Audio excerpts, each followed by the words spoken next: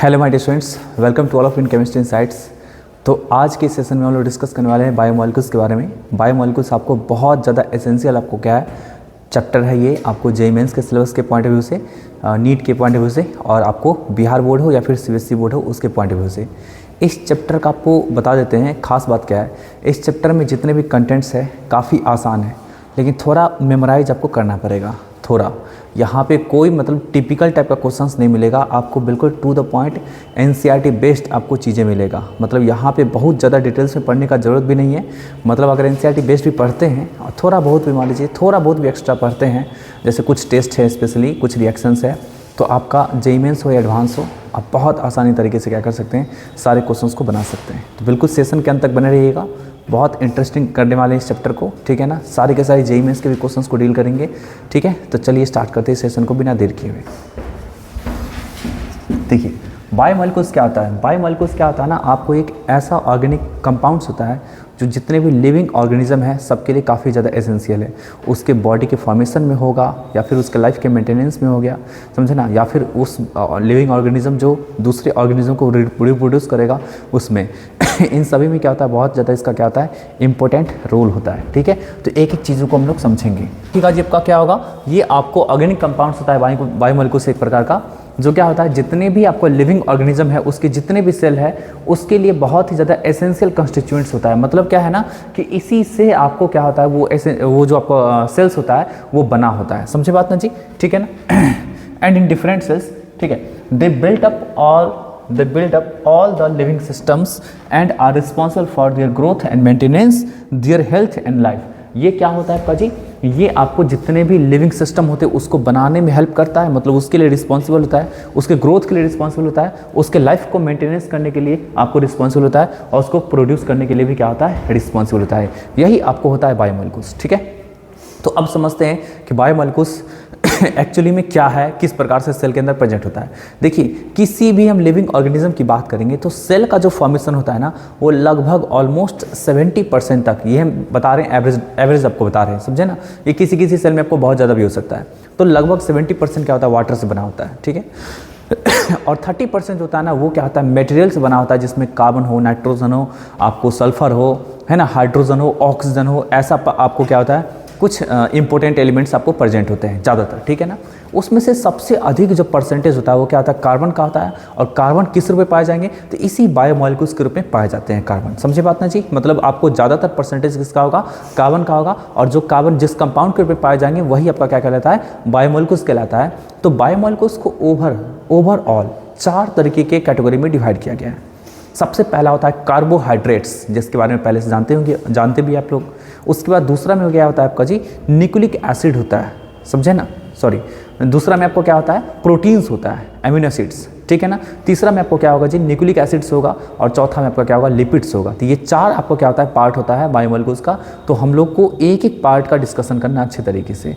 इसमें से सबसे ज़्यादा आपको जो इंपॉर्टेंट है आपके एग्जामिनेशन के लिए वो कार्बोहाइड्रेट्स इंपॉर्टेंट है, समझे ना, और प्रोटीन्स इंपॉर्टेंट है। इन दोनों से मिलाकर के क्वेश्चंस कई बार पूछे जाते हैं। कभी कभी आपको विटामिन से रिलेटेड भी क्वेश्चंस पूछे जाएंगे। तो किस तरीके के क्वेश्चंस एराइज होते हैं वो सब कुछ का हम लोग क्या करेंगे, अच्छे तरीके से डिस्कशन करेंगे, ठीक है। तो चलिए सेशन को स्टार्ट करते हैं कार्बोहाइड्रेट के साथ। चलिए तो हम लोग अब क्या करने वाले हैं, कार्बोहाइड्रेट्स के टाइप्स के बारे में पढ़ने वाले हैं कि इसको क्लासीफाई कितने पार्ट में किया गया है। तो देखिए ध्यान से, कार्बोहाइड्रेट्स सबसे पहला इसका क्या पार्ट हो गया आपका जी, एमिनो एसिड्स या प्रोटीन्स हो सकता है, न्यूक्लिक एसिड हो जाएगा, और लिपिड्स हो जाएगा। ये आपको ओवरऑल 4 पार्ट्स में क्या किया गया है, बायोमोलिक्यूल्स को कैटेगराइज किया गया है। तो हम लोग एक एक पार्ट का क्या करेंगे, अच्छे तरीके से डिस्कशन करेंगे, चलिए ठीक है। तो चलिए सबसे पहला हम लोग हेडिंग लगाते हैं जी कार्बोहाइड्रेट्स के बारे में। कार्बोहाइड्रेट्स,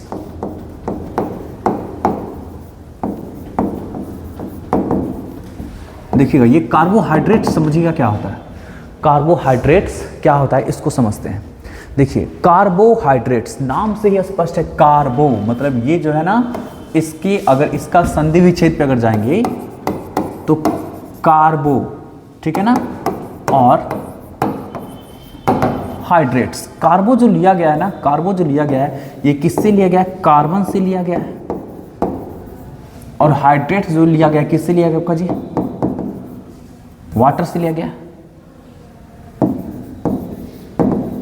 देखिए ध्यान से सुनिएगा सब लोग, ये कार्बोहाइड्रेट्स जो नाम जो दिया गया था ना वो मिस्टेक से दिया गया था, बोल सकते हैं मिसअंडरस्टैंडिंग से दिया गया था। मतलब उस समय साइंटिस्ट के पास थोड़ा कम समझदारी था, कम समझदारी नहीं था एक्चुअली, वहाँ पे उस समय क्या था ना कि ज़्यादा नंबर ऑफ कार्बोहाइड्रेट्स कंपाउंड मिले ही नहीं थे, इसलिए जितने ही कार्बोहाइड्रेट्स मिले थे वो सबका एक जनरल फार्मूला था, समझे ना, वो उस सबका क्या था, एक जनरल फार्मूला था कुछ इस प्रकार का। मतलब जितने भी उस समय में कार्बोहाइड्रेट्स मिल रहे थे ना वो इसी जनरल फॉर्मूला पे फिट हो रहे थे, मतलब CxH2O का होल y इस प्रकार से।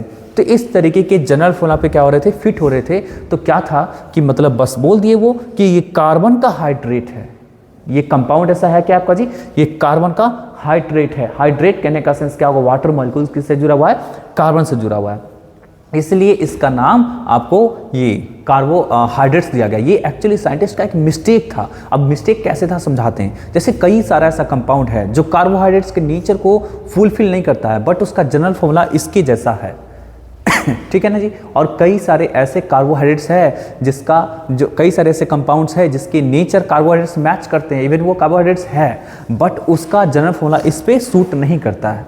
तो ये कुछ ही आपको क्या होगा जिसका कंपाउंड्स पे सूट करता है, और ये उस समय की बातें हैं, उस समय ये जनरल फॉर्मूला दिया गया था जिस समय ज़्यादा नंबर ऑफ कार्बोहाइड्रेट्स का फॉर्मेशन नहीं हुआ था। तो ये जो था ना, ये जो नाम जो दिया गया ना कार्बोहाइड्रेट्स, ये एक्चुअली क्या था जिसका, ये मिस्टेक था साइंटिस्ट का, समझे बात ना जी। ये क्या था आपका जी, मिस्टेक से नाम दिया गया है, मिस्टेक से नाम दिया गया। बात समझे कि नहीं समझे जी, ठीक है ना। क्योंकि उस समय क्या था, आपको ज्यादातर कंपाउंड्स के डिस्कवरी नहीं हुए थे। ये जो फॉर्मूला है ये क्या था आपका जी, general formula, general formula of some carbohydrates. और इस जनरल फॉर्मूला में बहुत सारे कार्बोहाइड्रेट्स के स्ट्रक्चर क्या होगा ना, फुलफिल नहीं करते हैं, और कई सारा ऐसा कंपाउंड होता है जो आपको कार्बोहाइड्रेट्स होता भी नहीं है, लेकिन वो इस जनरल फॉर्मूला को क्या करता है, फुलफिल करता है। इसलिए क्या है कि ये आपको जनरल फॉर्मूला दिया तो गया स्टार्टिंग में, लेकिन फिर इसको बोला नहीं नहीं नहीं भाई साहब ये गलत है, ये मतलब ऐसा नहीं होगा, ये ऐसा नहीं होना चाहिए, क्योंकि कई सारे ऐसे कंपाउंड्स है जिसका जनरल फॉर्मूला क्या होगा, ऐसा होता है बट वो कार्बोहाइड्रेट्स नहीं होता है। समझी बात है जी तो बात समझना है कि कार्बोहाइड्रेट्स क्या होता है, ये कार्बन का जस्ट लाइक हाइड्रेट्स होता है। अब ये क्या होता है इसको हम डिफाइन करेंगे। सबसे पहले कुछ कंपाउंड्स को हम लोग देख लेते हैं कि जिसका जनरल फॉर्मूला ऐसा होता है वो कार्बोहाइड्रेट्स होता है, और कुछ कंपाउंड्स ऐसे होंगे जिसका जनरल फॉर्मूला ये नहीं होता है लेकिन वो कार्बोहाइड्रेट्स आपको क्या होता है, ठीक है। चलिए देखिए ध्यान से, सबसे पहले हम बात करते हैं जी ग्लूकोज का, ग्लूकोज एंड फ्रुक्टोज, इसकी बात करते हैं। देखिएगा सब लोग ध्यान से, इसका जो जनरल फॉर्मूला होता है वो 6,6H12O6 ऐसा होता है। इसको आप ऐसा लिख सकते हैं C6H2O का होल 6, है कि नहीं, ऐसा लिख सकते हैं आप जी। तो ये क्या हुआ, ये आपको कार्बोहाइड्रेट्स का जो जनरल फॉर्मूला दिए थे उससे मैच कर गया, किया कि नहीं किया, ठीक है ना। आप उसी तरीके से देख सकते हैं, और भी कुछ कंपाउंड्स दे सकते हैं, ये तो मैच कर गया इस तरह से जी, है कि नहीं। आप और भी कुछ कंपाउंड दे सकते हैं, जैसे देखिएगा C12 है ना, H22O11। अब ये क्या हो सकता है, ये हो सकता है स्टार्च, ये क्या हो सकता है, ये हो सकता है आपको जी क्या, माल्टोज, और क्या हो सकता है जी, तो ये हो सकता है लैक्टोज। बात समझे ना जी, ठीक है, बात समझे ना। तो अब यहां से देखिएगा इसका जनरल फॉर्मूला, देखिए तीन आपको कंपाउंड्स है जिसके क्या जनरल फॉर्मूला ये है आप इसको ऐसे लिख सकते हैं C12, सॉरी उसका फॉर्मूला ये होता है, उसको आप ऐसे लिख सकते हैं H2O का होल 11। आप इस प्रकार से क्या कर सकते हैं, लिख सकते हैं। तो क्या है कि ये आपको जनरल फॉर्मूला, मतलब सॉरी ये आपका हाइड्रेट्स के फॉर्म का हो गया, ये क्या हुआ, हाइड्रेट्स के फॉर्म का हो गया, हुआ कि नहीं हुआ जी। तो मतलब क्या है कि आपको ये सभी ये सब का सब क्या होता है, ये कार्बोहाइड्रेट्स होता है, लेकिन उसका आपको जनरल फॉर्मूला भी क्या होगा, इस पे फिट कर रहा है। जो C6H2O का होल y था, जो C6H2O का होल y था, उसके जनरल फॉर्मूला में क्या हो रहा है, ये सब फिट हो रहा है, ये सब क्या हो रहा है, फिट हो रहा है। लेकिन आपको कुछ कार्बोहाइड्रेट्स दिखाते हैं जिसका आपको क्या होगा, जो इस जनरल फॉर्मूला में क्या होगा, फिट नहीं होगा। तो ज़रा देखिए ध्यान से जी, हम लोग बात करते हैं रैमनोज, समझे ना, वो उसका फॉर्मूला जो होता है ना क्या था, C6H12O5।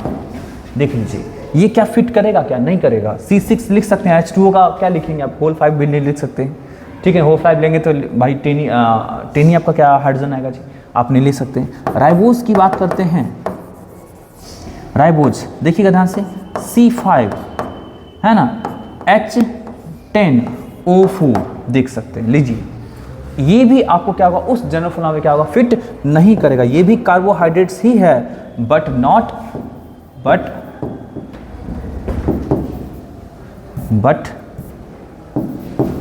नॉट फिट फॉर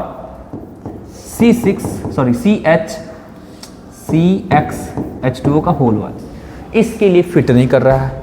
बात समझे ना जी। तो ये जो जनरल फॉर्मूला दिया गया था, ये कुछ आपको कार्बोहाइड्रेट्स के लिए फिट कर रहा था, कुछ के लिए नहीं फिट कर रहा था, और कुछ ऐसे भी कंपाउंड्स है जो कार्बोहाइड्रेट्स नहीं है बट वैसा जनरल फॉर्मूला होता है। अभी जस्ट लिख के आपको दिखाते हैं, इसका स्क्रीनशॉट से ले लीजिएगा, सब लोग ले चुके होंगे,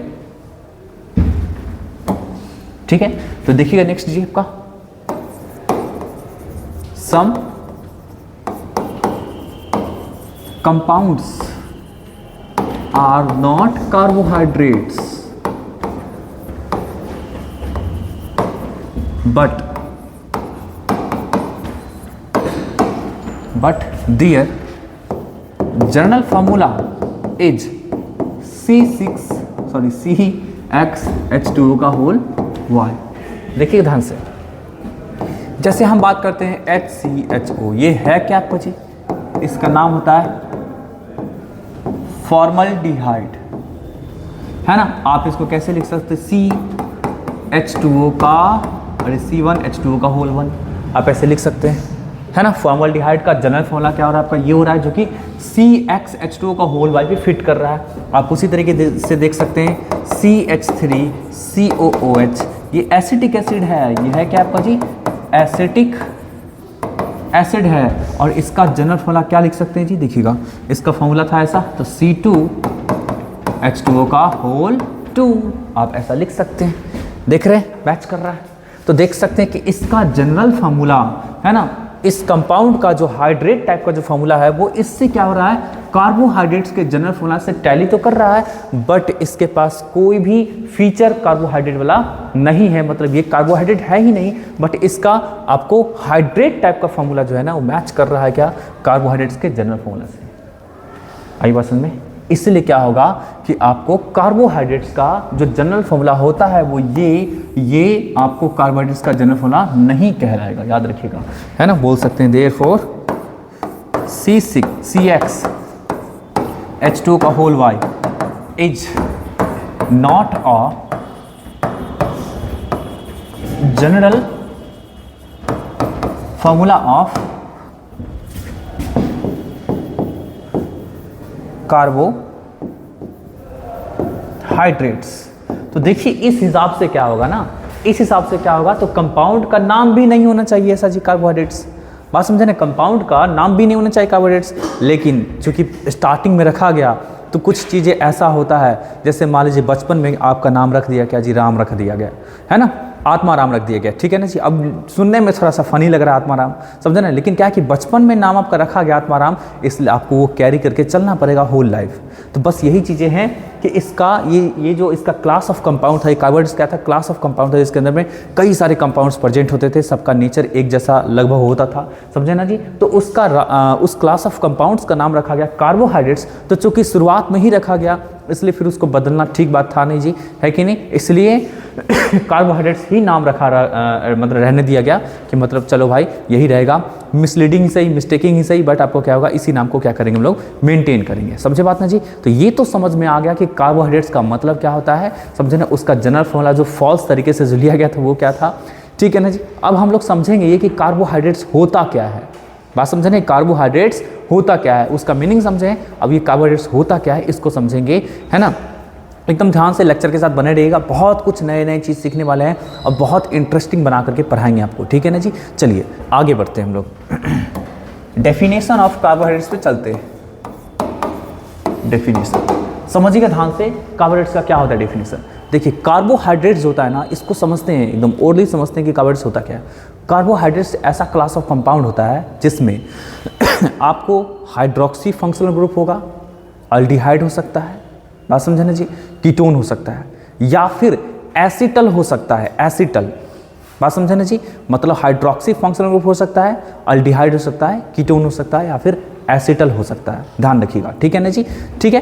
तो इसी चीज को हम क्या करते हैं, डेफिनेशन बना के लिख देते हैं। तो बोल सकते हैं क्या जी, का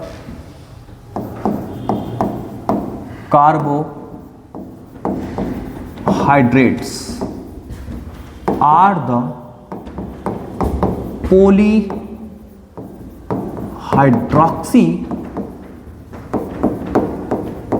compounds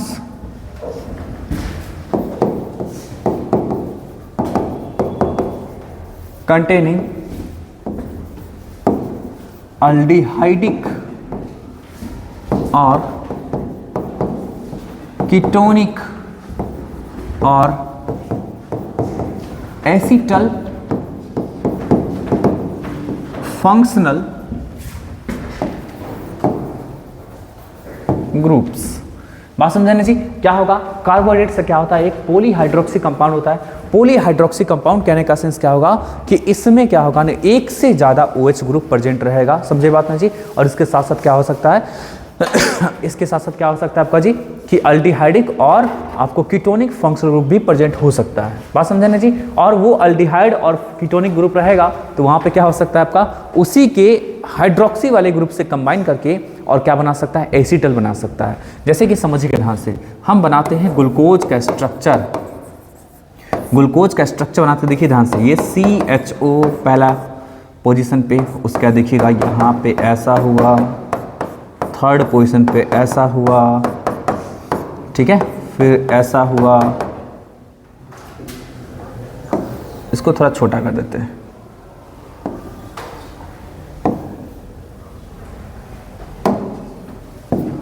ठीक है, ऐसा, फिर कितना हो गया आपका जी, 4 हो गया, 5, और ये इस तरह से।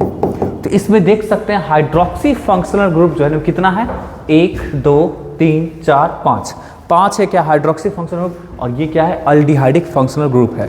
तो देख सकते हैं कि इसमें क्या है, हाइड्रोक्सी फंक्शनल ग्रुप और अल्डिहाइडिक फंक्शनल ग्रुप दोनों का दोनों प्रेजेंट है। यही आपका क्या कहलाता है जी यही क्या कहलाता है आपका, तो कार्बोहाइड्रेट्स कहलाता है, बात समझे ना जी। तो पॉलीहाइड्रोक्सी फंक्शनल ग्रुप है जिसमें क्या है आपको प्रेजेंट क्या है जी आपका, तो CHO प्रेजेंट है। अगर आप इसके साइक्लिक स्ट्रक्चर की बात करेंगे, समझे ना, साइक्लिक स्ट्रक्चर, जैसे हम थोड़ा सा भी चर्चा किए थे जी किसका, एसिटल का। तो वो एसिटल देखिए क्या होता है, जैसे RCHO है, मान लीजिए अल्डिहाइड ग्रुप है, आप अगर इसके साथ इसका रिएक्शन करवा देते हैं तो ये कुछ ऐसा बन जाता है ना, ये कुछ ऐसा बन जाता है इस प्रकार से। इसको हम लोग बोला करते हैं हेमी एसिटल, हेमी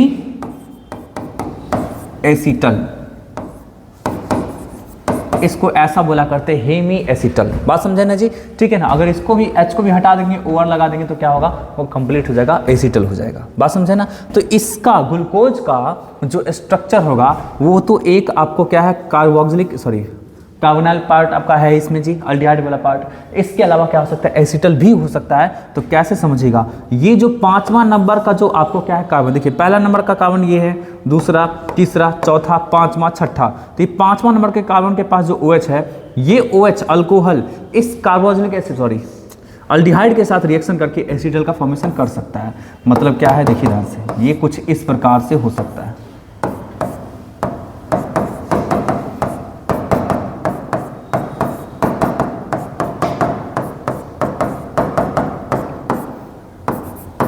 है ना, ये कुछ इस प्रकार से आपको हो सकता है ऐसा।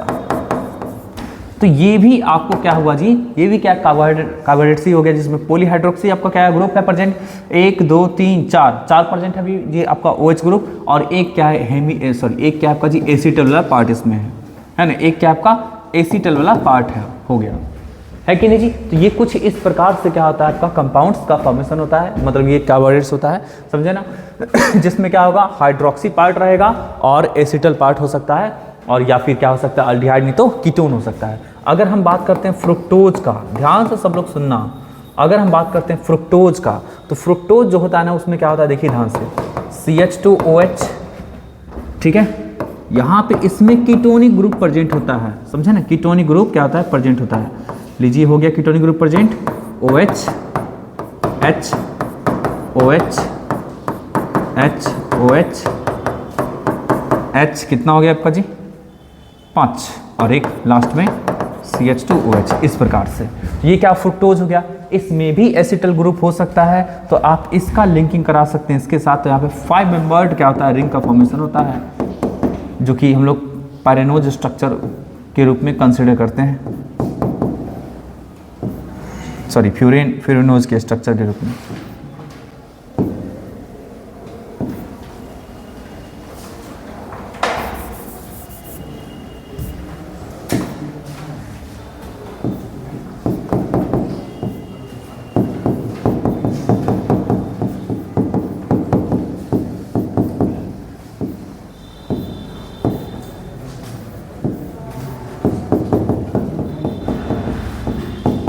कुछ इस तरह से होता है आपका जी, है कि नहीं। तो मतलब यहाँ भी क्या था, कीटोनिक ग्रुप था, और यहाँ भी क्या एसिटल टाइप का ग्रुप हो गया जी, है कि नहीं। तो ये कुछ इस प्रकार से क्या था, कार्बोहाइड्रेट्स होता है, बात समझे ना जी। तो हम लोग अब ना कार्बोहाइड्रेट्स को क्लासीफाई करने वाले हैं, तो हम लोग क्या कर सकते हैं कि जैसे कीटोन फंक्शन ग्रुप है, जैसे आपको क्या हुआ अल्डिहाइड फंक्शन ग्रुप है, तो इसके बेसिस पे जो है ना, इसके बेसिस पे 2 कैटेगरी में कार्बोहाइड्रेट्स को क्लासीफाई किया गया है। एक कैटेगरी में क्या होगा, वो कार्बोहाइड्रेट्स आएगा जिसके पास क्या होगा, अल्डिहाइड ग्रुप रहेगा, जिसको क्या बोलते हैं, अल्डोजेज बोलते हैं।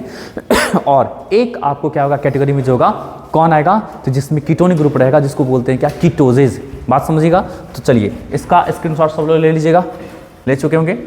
चलिए अब देखिएगा क्लासिफिकेशन, देखिएगा classification on the basis of functional group, समझे बात ना जी, फंक्शनल ग्रुप। चलिए इसका 2 पार्ट होगा, एक जो होता है वो क्या होता है,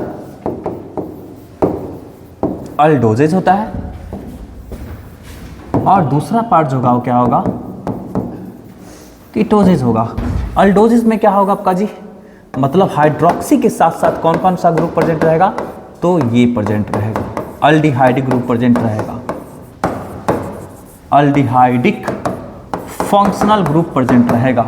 और इसमें हाइड्रोक्सी के साथ कौन सा ग्रुप प्रेजेंट रहेगा जी आपका, तो कीटोनिक ग्रुप रहेगा प्रेजेंट, मतलब यहाँ पे क्या रहेगा, कीटोनिक फंक्शनल ग्रुप प्रेजेंट रहेगा। बात समझने जी, कीटोसिस में इस प्रकार से होगा। ये आपको क्या होता है, 2 पार्ट होता है, ठीक है। एग्जाम्पल के रूप में आप समझ सकते हैं, जैसे ग्लिसरल्डिहाइड की बात करते हैं, ये सबसे पहला, सबसे स्मॉलेस्ट, सबसे छोटा सा क्या हुआ आपका जी, ये आपको कार्बोहाइड्रेट्स हो गया। ये सबसे स्मॉलेस्ट कार्बोहाइड्रेट है, इससे ज़्यादा छोटा नहीं होता है, स्मॉलेस्ट कार्बोहाइड्रेट हो गया। बात समझा ना जी, क्या है, ग्लिसरल्डिहाइड, इसका नाम क्या है आपका जी,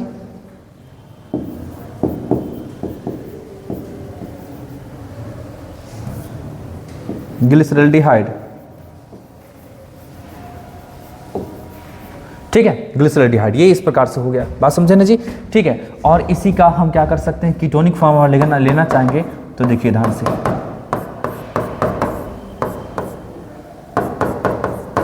डाईहाइड्रोक्सी का नाम क्या होता है आपका जी, डाईहाइड्रोक्सी कीटोन या एसीटोन बोल सकते हैं, डाईहाइड्रोक्सी एसीटोन।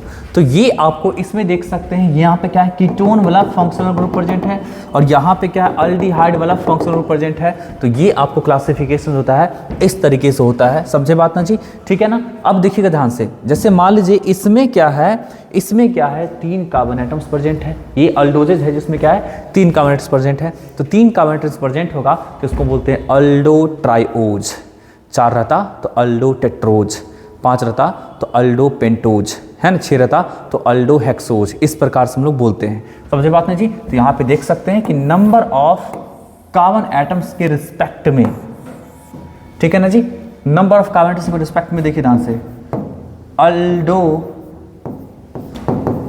ट्राइओज, इसमें क्या होगा C3, कार्बन का संख्या क्या रहेगा 3 रहेगा, ठीक है ना। फिर देखिए नेक्स्ट अल्डो टेट्रोज, इसमें कार्बन का संख्या क्या रहेगा 4 रहेगा। अल्डो पेंटोज, तो इसमें कार्बन का संख्या कितना रहेगा आपका जी 5 रहेगा। बात समझे ना जी, है ना। अल्डो हेक्सोज, तो इसमें कार्बन का संख्या कितना रहेगा 6 रहेगा, ठीक है। तो इस प्रकार से बोला करते हैं। तो जैसे ये हो गया आपका जी, इसी प्रकार से एंड सो ऑन आगे, समझे ना। उसी प्रकार से क्या होगा कीटो ट्राइओज, तो इसमें भी क्या रहेगा कार्बन का संख्या कितना रहेगा 3 रहेगा। फिर से देख सकते हैं कीटो टेट्रोज, तो कार्बन का संख्या कितना रहेगा 4 रहेगा। कीटो पेंटोज, तो इसमें कार्बन का संख्या कितना रहेगा 5 रहेगा, ETC। इस प्रकार से क्या रहेगा आपका जी कार्बन का संख्या आपका बढ़ता चला जाएगा, है ना जी। तो ये आपको इस प्रकार से हो गया। तो ये होता है क्या, क्लासिफिकेशन होता है फंक्शनल ग्रुप के बेसिस पे। एक और क्लासिफिकेशन का कैटेगरी होता है, उस चीज को भी हम लोग समझेंगे, इसका स्क्रीनशॉट लीजिए। और क्लासिफिकेशन क्या क्या होता है आपका जी, वो बेसिस होता है, वो क्या होता है नंबर ऑफ यूनिट्स के बेसिस पे होता है कि कितना नंबर ऑफ कार्बोहाइड्रेट्स आपका क्या होगा यूनिट प्रेजेंट होगा उसमें।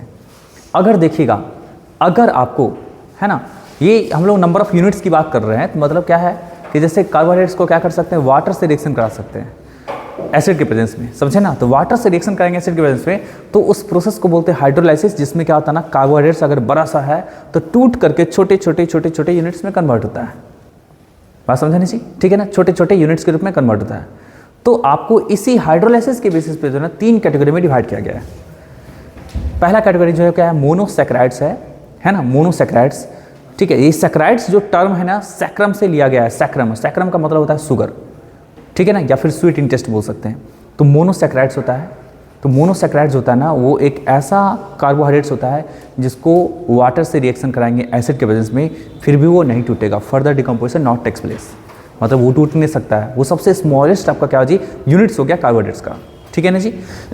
जैसे कि आपको हो गया ग्लिसरॉल्डिहाइड हो गया, ठीक है, आपको बताया था डाइहाइड्रोक्सी एसीटोन हो गया, आपको ग्लूकोज हो गया, फ्रुक्टोज हो गया, बात समझे ना जी, ठीक है ना, राइबोज हो गया। तो ये सब कुछ आपको क्या हुआ कार्बोहाइड्रेट्स होता है, जिसके पास क्या होता है, जिसके पास फर्दर डिकम्पोज होकर के दूसरे छोटे यूनिट में कन्वर्ट होने का टेंडेंसी नहीं होता है। दूसरे छोटे यूनिट कहने का सेंस है जो यूनिट्स बनेगा वो भी कार्बोहाइड्रेट्स होना चाहिए। मतलब आपको क्या है, ये एक सबसे छोटा टुकड़ा हुआ कार्बोहाइड्रेट्स का जो फर्दर टूट करके कोई और छोटा यूनिट ऑफ कार्बोहाइड्रेट्स नहीं बना सकता है। तो ये क्या हो गया आपका जी, ये हो गया क्या मोनोसैकेराइड्स। हम नेक्स्ट बात करते हैं क्या जी आपका ओलिगोसैकेराइड्स का। तो ओलिगोसैकेराइड्स होता है ना, वो एक ऐसा आपको कार्बोहाइड्रेट्स होता है जिसको आप हाइड्रोलाइसिस करेंगे, मतलब वाटर से रिएक्शन कराएंगे, तो 2 आपको मिल सकता है मोनोसैकेराइड्स, 3 मिल सकता है मोनोसैकेराइड्स, 4 मिल सकता है मोनोसैकेराइड्स, मतलब आपको 5-6 तक 6-7 तक आपको मिल सकता है मोनोसैकेराइड्स मिल सकता है उसको हाइड्रोलाइसिस करने के बाद।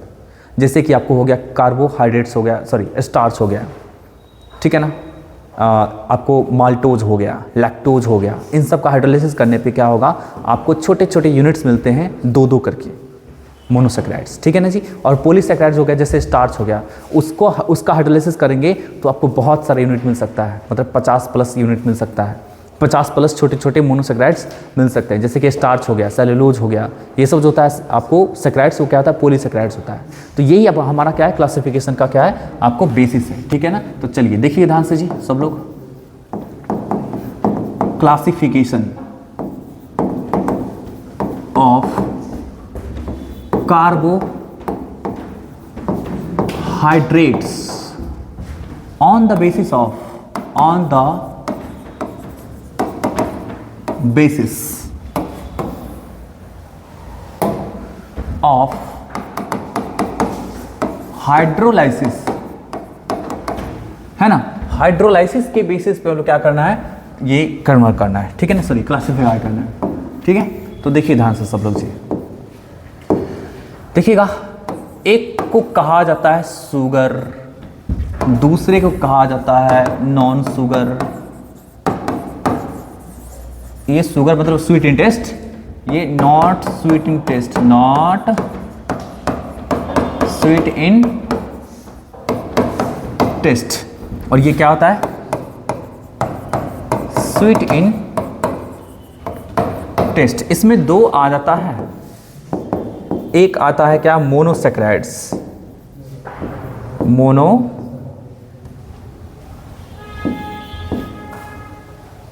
चलिए तो हम लोग अब क्या करने वाले हैं, एक एक छोटे छोटे यूनिट्स का हम लोग क्या करने डिस्कस करने वाले हैं, द मोनोसैकेराइड्स का, फिर डाइसैकेराइड्स का, फिर पॉलीसैकेराइड्स का। एक ब्रीफ डिस्क्रिप्शन आपको अभी देंगे, नेक्स्ट वीडियो सेशन में आपको क्या होगा, मोनोसैकेराइड्स का एक लंबा सा वीडियो आएगा, समझे बात ना जी। फिर उसी में आपको क्या होगा, डाइसैकेराइड्स का वीडियो आएगा, पॉलीसैकेराइड्स का वीडियो आएगा, मतलब नेक्स्ट वीडियो सेशन में आपको कार्बोहाइड्रेट्स का कहानी में क्या करेंगे, खत्म कर देंगे, ठीक है ना। तो चलिए देखिएगा सब लोग ध्यान से, सबसे पहला हम लोग लिखते हैं जी क्या, मोनोसैकेराइड्स, मोनोसैकेराइड्स लिखते हैं, देखिएगा। तो ये क्या होता है आपका जी,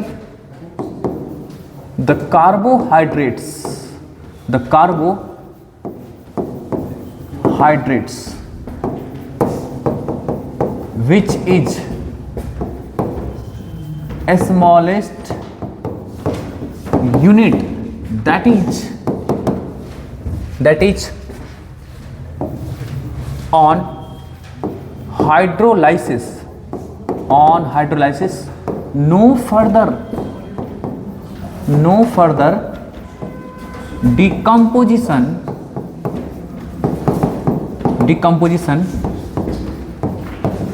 टेक्स प्लेस, है ना। अगर इसका हाइड्रोलाइसिस करते हैं तो कोई फर्दर डिकम्पोजिशन टेक्स प्लेस नहीं होगा। एग्जाम्पल में देखिएगा सब लोग ध्यान से, एग्जाम्पल में सबसे पहला एग्जाम्पल जो होगा क्या होगा, ग्लूकोज का, फ्रुक्टोज का, देख सकते हैं C6H12O6, C6H12O6। आप बोल सकते हैं क्या जी आपका, रैमनोज का H12O5, ऐसा बोल सकते हैं जी, है ना। आप बोल सकते हैं क्या जी, राइबोज का तो C5H10O4। ये सब जो हो गया ना, एक ऐसा क्या मोनोसैकेराइड्स हो गया जिसका हाइड्रोलाइसिस करेंगे तो कोई रिएक्शन नहीं होगा। अगर इसके साथ अगर मान लीजिए आप H2O को जोड़ते हैं H+ के मिड में तो कोई रिएक्शन नहीं होगा, नो रिएक्शन टेक्स प्लेस, कोई भी रिएक्शन क्या होगा, नहीं होगा, यहाँ पे नो रिएक्शन टेक्स प्लेस, मतलब यहाँ पे कोई फर्दर डिकम्पोजिशन आपको नहीं होगा। बात समझे ना जी, ये क्या होता है, मोनोसैकेराइड्स होता है, ठीक है ना। उसके बाद देखिएगा ध्यान से, नेक्स्ट हम लोग बात करते हैं क्या, डाइसैकेराइड्स का, सॉरी डाइसैकेराइड कह रहे हैं, oligosaccharides,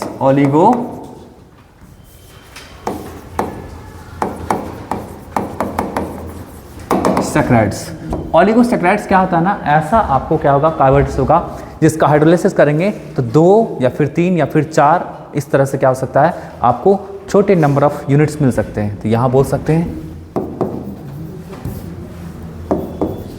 the carbohydrate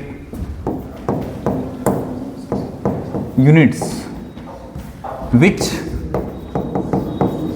on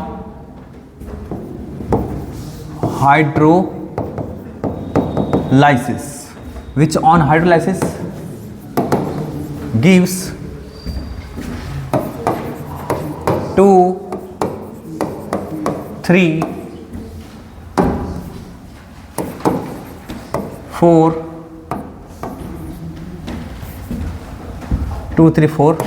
etc number of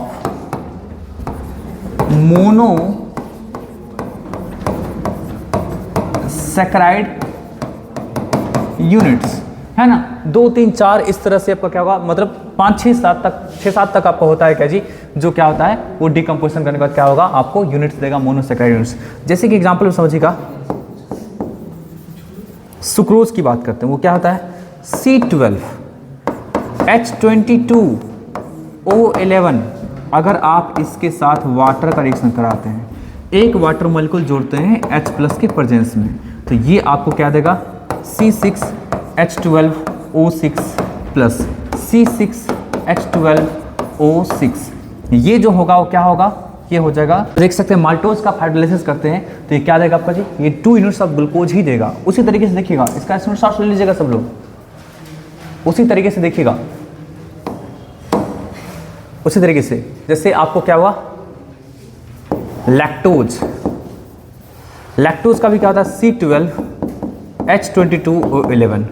अगर आप इसका भी हाइड्रोलाइसिस करते हैं तो ये क्या देगा आपका जी, ये देगा क्या आपका C6H12O6। एक हो जाएगा क्या ग्लूकोज, है ना, C6H12O6, ये क्या होगा गैलेक्टोज। तो ये इस प्रकार से देख सकते हैं, ये सब क्या हुआ डाइसैकेराइड्स हो गया, मतलब सुक्रोज, माल्टोज, है ना, एंड लैक्टोज, ये सब क्या हुआ डाइसैकेराइड्स हो गया, जिसको आप हाइड्रोलाइसिस करेंगे तो 2 यूनिट्स ऑफ मिल सकता है, समझे ना, 2 यूनिट्स ऑफ मोनोसैकेराइड्स मिल सकता है। तो ये आपको क्या था, ये डाइसैकेराइड्स था। उसी तरीके से अगर ट्राइसैकेराइड्स की बात करेंगे तो ट्राइसैकेराइड्स में देखिएगा सब लोग ध्यान से, देखिए ये ट्राइसैकेराइड्स यूनिट है, राफिनोज, समझे ना, राफिनोज, ये राफिनोज जो है ना साइंटिस्ट के नाम के बेसिस पे रखा गया है। तो ये C18H32O16 ये है, इसका अगर हाइड्रोलाइसिस करते हैं तो आपको 3 यूनिट्स मिलेगा। एक मिलेगा क्या ग्लूकोज का C6H12O6, ये क्या मिलेगा ग्लूकोज का मिलेगा 1 यूनिट। एक मिलेगा C6H12O6, क्या मिलेगा फ्रुक्टोज का। और एक क्या मिलेगा C6H12O6, एक क्या मिलेगा आपका जी गैलेक्टोज का। बात समझे ना जी। तो आपको क्या हो सकता है 3 यूनिट्स आपको छोटा छोटा मिल सकता है, ठीक है ना, रैफिनोज। उसी तरीके से अगर हम 4 टेट्रासैकेराइड्स की बात देखिएगा सब लोग ध्यान से, ये आपको क्या हुआ स्टैक्योज हो गया, ये क्या हुआ स्टैक्योज। तो स्टैक्योज का करेंगे हम लोग जी हाइड्रोलाइसिस तो क्या मिल सकता है ग्लूकोज मिलेगा एक, ठीक है ना, एक मिलेगा क्या फ्रुक्टोज C6H12O6 और एक क्या मिलेगा आपका जी C6H12O6, इसके मिलेंगे 2 यूनिट। तो क्या है ये ग्लूकोज हो गया, है ना, ये क्या हुआ फ्रुक्टोज हो गया और ये क्या हुआ आपका गैलेक्टोज हो गया। बात समझा ना जी। तो ये आपको क्या है ना टेट्रासैकेराइड्स है, मतलब 4 यूनिट आपको दे रहा है। बात समझे ना जी। तो यही आपको क्या है जी, ये ओलिगोसैकेराइड्स है, जिसका आप हाइड्रोलाइसिस करते हैं तो आपको छोटे छोटे यूनिट्स आपको मिल सकते हैं मोनोसैकेराइड्स के, ठीक। नेक्स्ट सब लोग देखिएगा जी, नेक्स्ट पॉलीसैकेराइड्स की बात करते हैं। पॉलीसैकेराइड्स क्या होता है, तो पॉलीसैकेराइड्स का हम लोग बात करने वाले हैं। तो ये एक ऐसा आपको क्या होगा जी कार्बोहाइड्रेट्स होगा जिसमें बहुत ज़्यादा नंबर ऑफ यूनिट्स हो सकते हैं मोनोसैकेराइड्स के, उसका हाइड्रोलाइसिस करेंगे बहुत सारे नंबर ऑफ यूनिट्स आपको मिल सकते हैं, समझे बात ना जी। तो देखिए ध्यान से जी, आपका क्या होगा, it gives 50+ more than 50 units of monosaccharides, है ना, 50 से ज़्यादा यूनिट दे सकता है मोनोसैकेराइड्स का। एग्जाम्पल में देखिएगा ध्यान से, जैसे हम बात करते हैं C6H12O5, ये हम बात कर रहे हैं स्पेशली किसका, जिसका स्टार्च का, ठीक है, स्टार्च का C6H10O5, C6H10O5 ये स्टार्च है, इसका अगर हाइड्रोलाइसिस कराते हैं, समझे ना, तो ये क्या देगा आपको जी, ये दे देगा आपको N टाइम्स ऑफ ग्लूकोज। ये क्या दिया glucose, N molecules of glucose दे दिया। तो आप देख सकते हैं इस प्रकार से क्या होगा, ग्लूकोज है ये, है ना, ग्लूकोज, ठीक है। तो ये क्या होगा आपका जी, ये आपको N मॉलिक्यूल्स ऑफ ग्लूकोज दे दिया। मतलब क्या है ना कि आपको यहाँ पे N का जो वैल्यू होगा ना वो 100 से लेकर के क्या हो सकता है 3000 यूनिट्स तक हो सकता है। स्टार्च आपको क्या ऐसा कंपाउंड जिसमें क्या होगा आपका जी 100 से लेकर के 3000 यूनिट्स ऑफ क्या हो सकता है ग्लूकोज प्रेजेंट हो सकता है। बात समझाने जी। तो हाइड्रोलाइसिस के बाद आपको क्या होगा, इतना आपको ग्लूकोज मिल सकता है। तो ये इस प्रकार से ऐसे कई सारे कंपाउंड्स होते हैं, सेलुलोज होते हैं और भी कई सारे कंपाउंड्स होते हैं जिसमें क्या होता है आपको मोनोसैकेराइड्स के 50 से ज़्यादा आपको क्या होगा यूनिट्स प्रेजेंट होते हैं। समझे बात ना जी। तो हम लोग मोनोसैकेराइड्स, मोनोसैकेराइड्स, ओलिगोसैकेराइड्स, इन सब का अच्छे तरीके से चर्चा करेंगे। मतलब आप लोग को क्या है ना कि मोनोसैकेराइड्स में ग्लूकोज, फ्रुक्टोज, ठीक है ना, और आपको क्या होगा डाइसैकेराइड्स में आपको सुक्रोज, इसका आपको अच्छे तरीके से क्या करना है, डिस्कशन करना है, यही आपका सिलेबस में, ठीक है ना। तो चलिए बच्चे लोग मिलते हैं नेक्स्ट वीडियो सेशन में, तब तक के लिए bye bye, take care, good night.